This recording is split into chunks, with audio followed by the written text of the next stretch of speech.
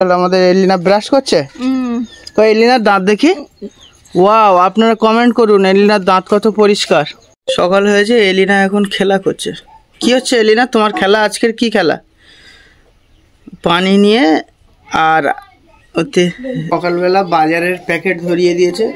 আর আজকেরকার menu হলো মুড়ি, সবজি, মাছ, আবার নিড়ে মাছ, মানে সব রকম, ধনে পাতা। তোমার 40 টাকা দেখতে পাচ্ছ কত?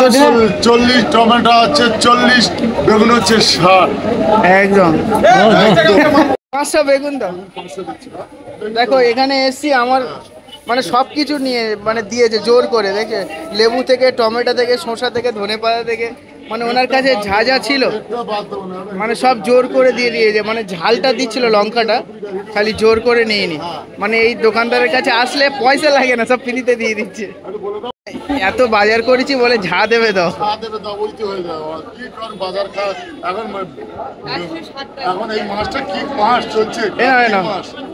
400, 160 টাকা হলো করি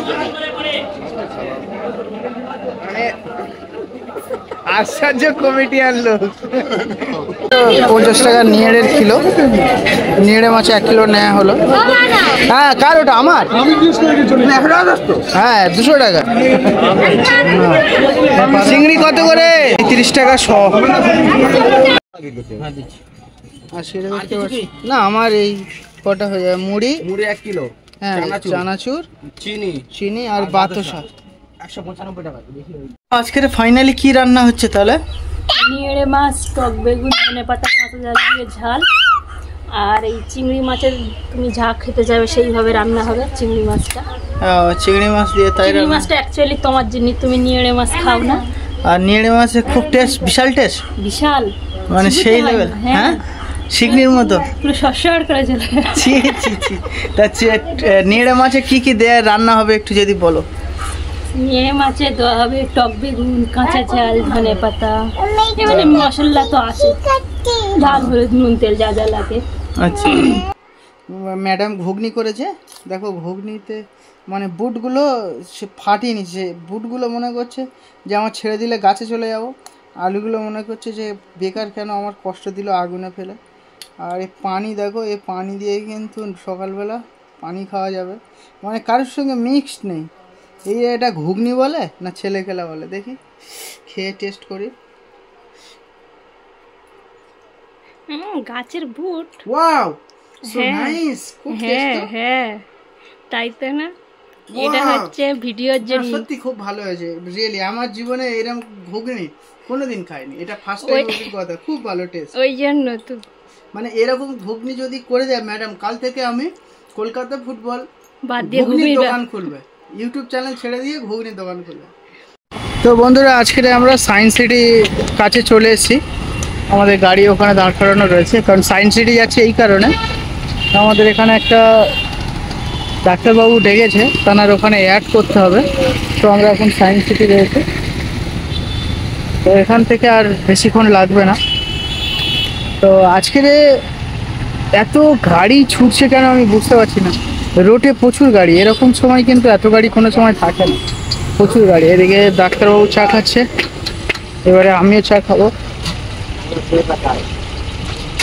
চা কেমন লাগছে? ভালো লাগছে। আর এদিকে দেখুন কাকাবাবু পুরো টাটকা মাছ ভাজছে। আর এদিকে কাকাবাবু তুলে নাও, মাছের ডাকাগুলো দেখো। কাকাবাবু তোমার এই সায়েন্স সিটির পাশেই একদম দোকান, আর টাটকা ফ্রেশ তেলে একদম।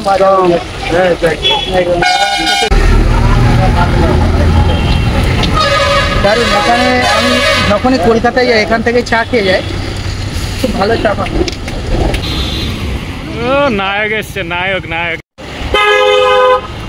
সাদা জামা বলে ঘুরে জড়ায় বলে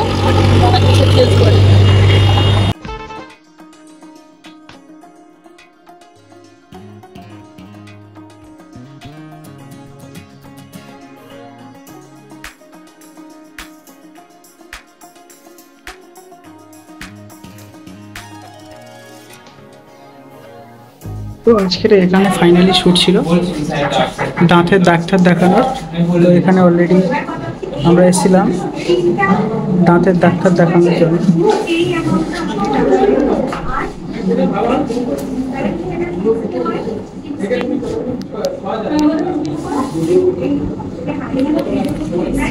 এখানে আসলাম যাওয়ার পথে, তো আমাদেরকে কফি বানাচ্ছে আর স্যারের সঙ্গে আলাপ হয়ে খুবই ভালো লাগলো। ফাইনালি বাড়ি চলে আসলাম।